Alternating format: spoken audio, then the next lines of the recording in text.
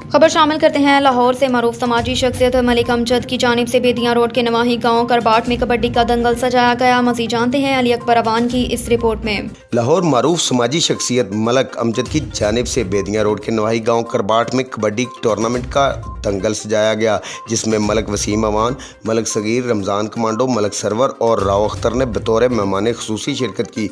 जबकि इनकी जानिब से अच्छी कारकर्दगी दिखाने वाले खिलाड़ियों को नकद इनामात की बरसात होती रही।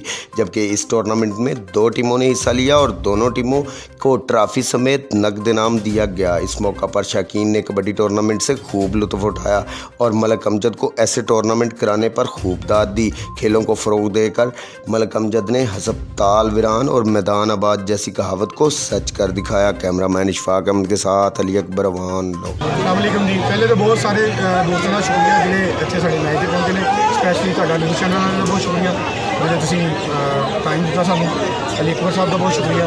ਤੇ ਦੂਸਰਾ ਸਾਡਾ ਮਿਸ਼ਨ ਹੈ, ਅਸੀਂ ਕਬੱਡੀ ਹੈ ਸਾਡਾ ਸਕਾਫਤੀ ਖੇਲ ਹੈਗਾ ਤੇ ਪਿੰਡਾਂ ਦੀ ਗੇਮ ਹੈਗੀ, ਅਸੀਂ ਇਹਨੂੰ ਪ੍ਰਮੋਟ ਕਰਨਾ ਚਾਹ ਰਹੇ ਹਾਂ ਤਾਂ ਕਿ ਸਾਡੇ ਜਿਹੜੀ ਆਉਣ ਵਾਲੀ ਨਸਲ ਹੈਗੀ ਉਹ ਨਸ਼ਿਆਂ ਤੋਂ ਦੂਰ ਰਹੇ ਤੇ ਸਾਡੇ ਹਸਪਤਾਲ ਵਿਰਾਨ ਰਹਿਣ ਤੇ ਗਰਾਊਂਡਾਂ ਆਬਾਦ ਰਹਿਣ।